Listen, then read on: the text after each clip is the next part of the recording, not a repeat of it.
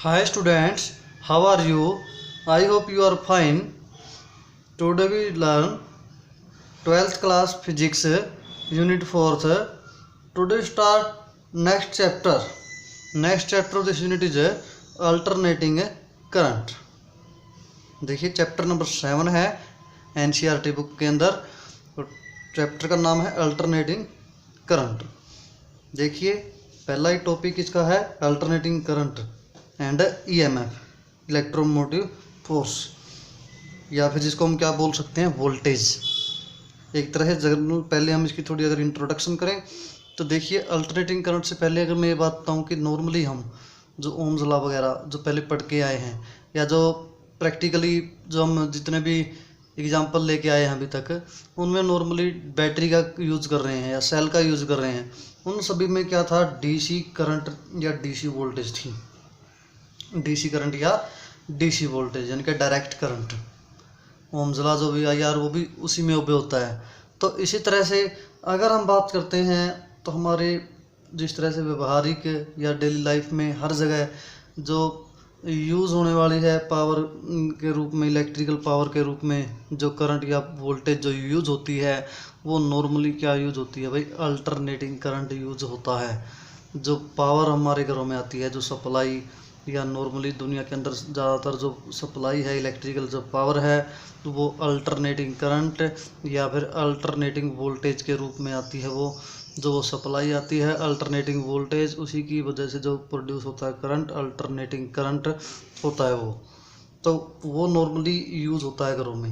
अब वो क्यों यूज़ होता है भाई डीसी की जगह, डीसी क्यों नहीं यूज़ होती, बात ये आती है माइंड में भाई डीसी के लिए क्या होता है भाई। डीसी अगर हम यूज़ करते हैं तो डीसी में मतलब कि ज़्यादा डिस्टेंस तक पहुंचाना काफ़ी महंगा पड़ता है।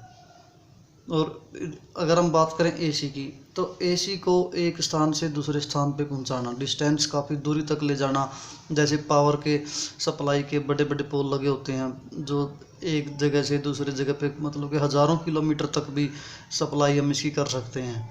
तो मतलब कि थर्मल प्लांट से कहीं दूसरे स्टेट में लेके गए लाइट, तो इस तरह से मतलब अल्टरनेटिंग करंट बिना ज़्यादा कॉस्ट के मतलब के इकोनॉमिकली भी ज़्यादा महंगा नहीं पड़ता, उसको एक जगह से दूसरी जगह पे काफ़ी डिस्टेंस पे ट्रांसफ़र किया जा सकता है। ये दूसरी बात सबसे बढ़िया ये है एसी करंट की कि इसकी जो वोल्टेज है, अल्टरनेटिंग करंट की जो वोल्टेज होती है इसकी, एसी वोल्टेज जिसको हम बोल देते हैं, उसको आसानी से मतलब कि चेंज किया जा सकता है भाई। अगर हाई वोल्टेज है उसको लो में किया जा सकता है, लो को हाई भी किया जा सकता है। तो ऐसे नॉर्मली हमारी जो लाइट आती है घरों में मतलब कि 220 वोल्ट की होती है, 220-30 के बीच में होती है। तो उसके मतलब कि ट्रांसफार्मर लगे होते हैं। ट्रांसफार्मर अगर कोई ज़्यादा वोल्टेज की लाइट आती है उसको क्या कर देता है भाई, कम कर देता है, ताकि फिर 220 और 30 के बीच में घरों में मतलब कि जो एसी वोल्टेज पहुँचे। तो ये भी इसका बहुत अच्छा फ़ायदा है, मतलब कि जितनी चाहिए उसको कम या ज़्यादा आसानी से ट्रांसफार्मर की हेल्प से किया जा सकता है। तो इन सब को ध्यान में रखते हुए नॉर्मली ज़्यादातर जो पावर या इलेक्ट्रिकल का यूज़ ज़्यादा होता है तो वो क्या होता है, अल्टरनेटिंग करंट। जो हमारी सप्लाई आती है ज़्यादातर वो क्या होती है, अल्टरनेटिंग करंट। डीसी की बात अगर करें भाई, डीसी कहाँ होती है, डीसी नॉर्मली हम करें बैटरी के अंदर, बैटरी स्टोरेज में या फिर सेल की, इनके अंदर क्या होती है, डीसी होती है। तो जैसे हम बात करते हैं फिर हमारे जैसे घरों में मतलब कि मोटर वगैरह है जो भी हैं वो एसी के ऊपर चलती हैं, एसी मोटर हैं। अल्टरनेटिंग करंट की बात हम करते हैं। तो अब देखिए फिर अल्टरनेटिंग करंट या फिर ईएमएफ दोनों की हम पढ़ेंगे। तो the current which magnitude change continuously, यानी कि वो करंट जिसका मैग्नीट्यूड कंटिन्यूसली चेंज करता है विद टाइम, टाइम के साथ। भाई एक जैसा नहीं रहता जो करंट, पहले कुछ था फिर बढ़ गया फिर मैक्सिमम हो गया फिर कम हो गया। And its direction reverse periodically, और उसकी डायरेक्शन एक फिक्स पीरियड के बाद रिवर्स हो जाती है। भाई पहले ऊपर की तरफ उसकी डायरेक्शन थी, फिर एक पीरियड के बाद फिर नीचे की तरफ आएगी, फिर डेफिनेट पीरियड के बाद फिर ऊपर की तरफ जाएगी, फिर नीचे की तरफ जाएगी। तो उसको हम क्या बोलते हैं, अल्टरनेटिंग करंट। भाई अल्टरनेट हो रहा है, एक बार ऊपर की तरफ एक बार नीचे की तरफ, मतलब डायरेक्शन चेंज हो रही है, रिवर्स हो रही है हर फिक्स टाइम के बाद, हर पीरियड के बाद। तो चेंज क्या हो रहा है, कंटिन्यूसली, लेकिन डायरेक्शन क्या होती है, रिवर्स हो जाती है फिक्स टाइम पीरियड के। तो उसको हम क्या बोलते हैं, अल्टरनेटिंग करंट। जैसे साइन वेव चेंज होती है। जिस तरह से स्टार्टिंग यहाँ से हुई, मैक्सिमम गई, फिर वापस यहाँ मिनिमम, फिर नीचे की तरफ गई, डायरेक्शन अपोजिट हो गई रिवर्स, फिर वापस ऊपर की तरफ मैक्सिमम, फिर ऊपर फिर नीचे, इस तरह से। मतलब इसको हम क्या बोलते हैं, अल्टरनेटिंग करंट। डीसी करंट में क्या होता है भाई, करंट के जो ये मैग्नीट्यूड की या जो डायरेक्शन, मतलब डायरेक्शन क्या है उसकी हमेशा एक ही लाइन में जाती है, वो चेंज नहीं होती। तो देखिए फिर हम यहाँ पे करने वाले हैं अल्टरनेटिंग करंट का ही हमारा ये चैप्टर है। तो अल्टरनेटिंग करंट को एक्सप्रेस करने के लिए, मैथमेटिकली रिप्रेजेंट करने के लिए, जो साइन और कोस के जो फंक्शन हैं, मतलब कि ट्रिग्नोमेट्री के अंदर साइन का और कोस का जो फंक्शन है, दोनों की वैल्यू अगर हम देखें 0 और 1 के बीच में, मतलब 0, 1 और -1 इस तरह से लाई करती है। मतलब कि भाई अगर हम बात करें मिनिमम -1 और मैक्सिमम +1, और बीच में क्या आती है, 0 आती है। तो दोनों ही फंक्शन में ऐसा होता है भाई, जैसे कोस 0 1, कोस 90 0, तो इस तरह से, तो कोस 180 तो -1, तो इस तरह से साइन का भी ऐसा ही है, बेसाइन 0 0, साइन 90 1, तो यानी कि साइन 270 -1। तो इस तरीके से इनकी वैल्यू क्या हो रही है भाई, 0 1, फिर वापस 0, फिर -1, फिर, तो इस तरह से वेव जो हम रिप्रेजेंट करते हैं। +1 के अंदर भी हम वेव के टॉपिक जब करके आए थे, तो फंक्शनल जो वेव हमने फंक्शन कौन सा रिप्रेजेंट किया था, साइन या कोस। तो इस तरह से हम इस करंट को, जो इंस्टेंटेनियस करंट है, किसी टाइम t पे जो करंट है उसको I से दिखा दिया। जैसे इंस्टेंटेनियस करंट की वैल्यू क्या ले ली, I, कैपिटल I, यानी I equal to I naught sine omega t, यानी कि साइन ओमेगा टी, ये फंक्शन हम रिप्रेजेंट करते थे, वेव को रिप्रेजेंट करते थे। और यही क्यों कर रहे हैं भाई, क्योंकि इनकी वैल्यू मतलब कि चेंज कर रही है भाई फिक्स पीरियड के अनुसार, उस पीरियड में मैक्सिमम मिनिमम, इस तरह से। तो अब यानी कि इसको हम फंक्शन जैसे +1 में मैंने निकाले भी थे ये फंक्शन, तो यानी कि I बराबर आई नोट साइन ओमेगा टी। और ये क्या है, इसकी पीक वैल्यू है, मैक्सिमम वैल्यू। और मैक्सिमम वैल्यू जैसे यहाँ पे डायग्राम में दिखाया है, यहाँ से लेकर यहाँ तक, ये क्या इसकी मैक्सिमम वैल्यू है अल्टरनेटिंग करंट की या एसी वोल्टेज की, किसी भी चीज़ की हो सकती है। तो दोनों का सेम ही इस तरह से ग्राफ बनता है। तो ऊपर की तरफ जैसे यहाँ तक क्या पीक वैल्यू ये इसका क्या होता है भाई, एम्पलीट्यूड होता है। ये हम पढ़ चुके हैं +1 में, एम्पलीट्यूड भी इसको हम कह सकते हैं इसका। तो ये क्या है, इसकी पीक वैल्यू। वहाँ पे हम ए लेके चलते थे फंक्शन के अंदर, यहाँ पे हम एक जगह क्या रखा है, आई नोट, जिसकी क्या है मैक्सिमम वैल्यू है साइन ओमेगा टी। चाहे तो इसको कोस फंक्शन में कर सकते हैं, चाहे तो कोस में भी कर सकते हैं भाई, क्योंकि साइन 0 की वैल्यू क्या है 0, इसलिए 0 से शुरू हो रहा है। कोस 0 की वैल्यू 1 होती है, तो वो भी हमने फंक्शन रिप्रेजेंट किया हुआ है। ये साइन का फंक्शन है इस तरह से। और दूसरी तरफ भी हमारे पास ये किसका फंक्शन है, ये कोस का, क्योंकि कोस 0 क्या होता है 1 होता है, तो इसलिए ये ऊपर से शुरू होता है कोस। फिर इस तरफ 90 0 हो जाएगा, फिर -1, फिर 0, फिर 1, फिर 0, फिर -1, इस तरह से वैल्यू चेंज हो रही है। वो कोस फंक्शन की वैल्यू दिखाई मैंने।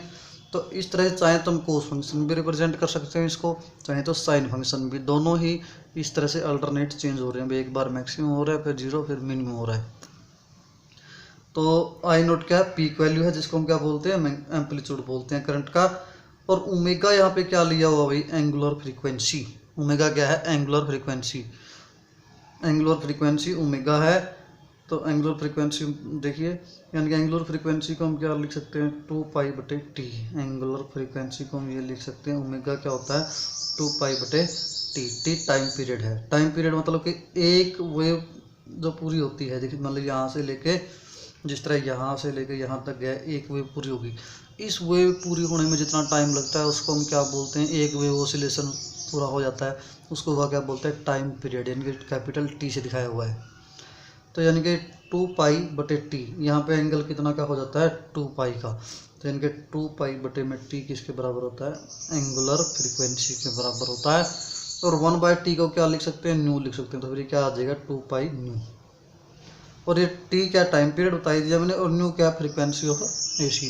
फ्रीक्वेंसी क्या होती है, नंबर ऑफ वेव, ये नंबर ऑफ वेव क्रॉस कर रही हैं पर सेकंड। एक सेकंड में अगर 2 वेव क्रॉस कर रही हैं, जैसे ये 2 वेव हैं, तो फ्रीक्वेंसी क्या आ जाएगी 2 आ जाएगी। 3 वेव पास कर रही हैं तो 3 आ जाएगी। 4 वेव कर रही हैं तो 4 आ जाएगी। तो इस तरह से ये इसकी क्या है, न्यू क्या है फ्रीक्वेंसी है। इंडिया के अंदर जो एसी सप्लाई होती है 220 वोल्ट से लेकर 30-40 तक होती है, और उसकी फ्रीक्वेंसी क्या होती है 50 हर्ट्ज होती है। हालांकि यूएसए के अंदर 60 हर्ट्ज की फ्रीक्वेंसी की जो वोल्टेज यानी जो मतलब कि अल्टरनेटिंग करंट जो है वो सप्लाई होता है। The variation of AC sinusoidal wave उन्हें दिखा रखा है साइन का वैल्यू के हिसाब से, क्योंकि साइन 0 0, आगे फिर साइन 90 1, फिर आगे 180 पे फिर 0, फिर 270 पे फिर -1, इस तरह से फिर 2 पे फिर 0, इस तरह से फिर 1 फिर 0 फिर -1, इस तरह से साइन जैसे जैसे चेंज हो रहा है वैसे वैसे वेव चेंज हो रही है। तो इसीलिए इसको हमने यानी कि साइन वेव से रिप्रेजेंट किया हुआ है। तो यानी कि एसी सोर्स को नॉर्मली अगर साइन से रिप्रेजेंट करें तो ये इस तरह का साइन हम दिखाते हैं, ऊपर नीचे से, एक ऊपर नीचे एक फिर नीचे, ऐसा साइन हम रिप्रेजेंट करते हैं। तो देखिए फिर दोबारा फिर मैंने कोस के लिए दिखा दिया, क्योंकि कोस 0 पे क्या होता है 1, और कोस 90 पे क्या होता है 0, फिर यहाँ पे फिर -1 और फिर 0 फिर 1 फिर 0 फिर -1। ये कोस के लिए भी हम रिप्रेजेंट कर सकते हैं भाई। एक तरफ टाइम चेंज हो रहा है और एक तरफ क्या चीज़ है करंट चेंज। इसी तरीके से एक तरफ करंट की बजाय हम क्या ले सकते हैं भाई ईएमएफ या वोल्टेज भी ले सकते हैं। वोल्टेज का भी सेम इसी तरह से ग्राफ बनता है, वो भी इसी तरीके से साइनसोइडल या कोसाइन वेव से रिप्रेजेंट करी जाती है। जैसे कहते हैं similarly the EMF electromotive force, जो मूव करवाता है अभी करंट, मतलब जिसकी वजह से करंट प्रोड्यूस होता है इलेक्ट्रोमोटिव फोर्स।